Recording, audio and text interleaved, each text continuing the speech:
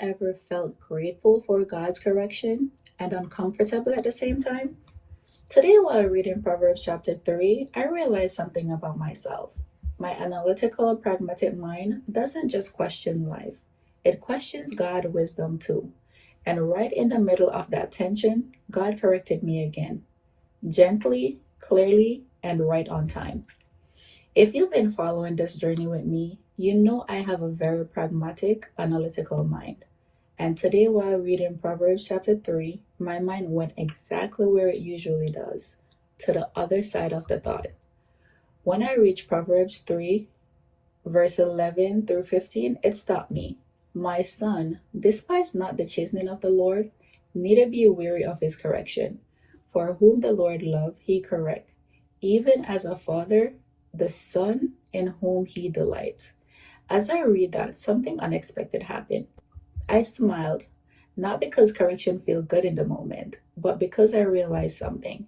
I'm sure I'm not the only one who's experienced this.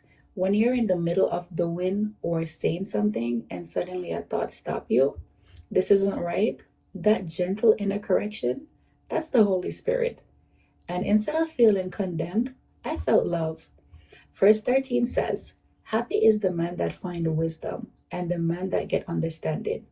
And I thought, yes, I feel happy right now. But here's where my analytical mind stepped in. I thought wisdom is wonderful, but let's be honest, money would be nice too. And almost immediately, verse 14 answered me. For the merchandise of it is better than the merchandise of silver, and the gain thereof than fine gold. I had to pause. It felt like God gently saying, I see where your mind is going, and I'm correcting it. For context, I'm currently job hunting, and I'm not asking for handouts. I just want fair value for my work. So yes, my mind went to dollars and cents. But then verse 15 sealed it. She's more precious than rubies, and all the things thou canst desire are not to be compared unto her. And that's when it hits me. Why am I comparing something eternal to something I can't carry to the next life? God corrected me again, not harshly, but lovingly. And I realized something important. Correction isn't punishment, it's protection. Later in the chapter, verse 31 to 33 stood out to me.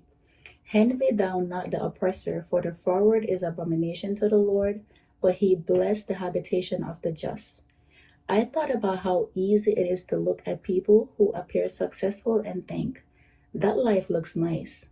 And again, God gently warned me, do not envy what you don't understand.